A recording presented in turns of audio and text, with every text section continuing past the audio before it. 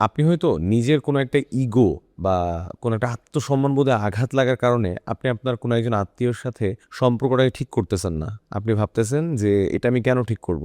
আমি তাহলে হেরে গেলাম। আমার ইগোটার কোনো দাম থাকলো না বা আমার আত্মসম্মানবোধের কোনো দাম থাকলো না। কিন্তু আপনি যদি এই হাদিসটা শুনেন, তারপরে আপনি আপনার এই ইগোটাকে আপনি ধরে রাখতে পারবেন না এবং আপনি আপনার আত্মীয়র সাথে সম্পর্কটাকে ঠিক করে ফেলার জন্য আপনি প্রয়াস নিতে চাইবেন। হাদিসটা হচ্ছে এরকম: আবু আইয়ুব সুলাইমান রহিমাহুল্লাহ বলেন, আবু হুরায়রা রাদিয়াল্লাহু তাআলা আনহু একবার বৃহস্পতিবার সন্ধ্যাবেলা জুমার রাতে আমাদের এখানে এসে বললেন, আমি প্রত্যেক আত্মীয়তার সম্পর্ক ছিন্নকারীকে ভালোবাসি না। আমাদের এখানে এরূপ কেউ থাকলে সে যেন উঠে যায়। কিন্তু কেউ মজলিস থেকে উঠল না। তিনি ৩ বার কথা বললেন। এক যুবক তার ফুপুর কাছে এসে এলো। সে তার সাথে ২ বছর যাবৎ আত্মীয়তার বন্ধন ছিন্ন করে রেখেছিল। সে তার নিকট প্রবেশ করলে তার ফুপু জিজ্ঞাসা করল, হে ভাইয়ের ছেলে, তুমি আমার কাছে কেন এসেছ? যুবক বলল, আমি আবু হুরায়রা রাদিয়াল্লাহু তাআলা আনহুকে এরূপ এরূপ বলতে শুনেছি।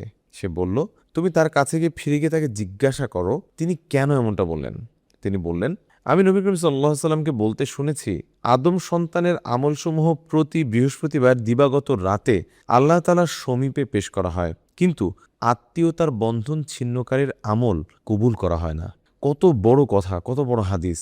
আমাদেরকে কত বড় একটা সংবাদ দিয়ে যাচ্ছে যে আমরা যদি আমাদের আত্মীয়দের সাথে সম্পর্ক ঠিক না করি, আমরা যদি সেই ঝগড়া বিবাদ কলহটাকে জিইয়ে রাখি, তাহলে আমাদের যে এত এত আমল, সে আমলগুলো আল্লাহ তাআলার দরবারে কবুলই হবে না। তাহলে এত এত কষ্ট করে কোনো লাভ নাই। অর্থাৎ এই জায়গাগুলোতে নিজের ইগোকে, নিজের আত্মসম্মানবোধের জায়গাতে ছাড় দিয়ে হলেও নিজেকে সামনে এগিয়ে নিয়ে যাওয়া, নিজের জায়গা থেকে নিজের আত্মীয়দের সাথে সম্পর্ক ঠিক করার জন্য নিজে থেকে চেষ্টা করে যাওয়া।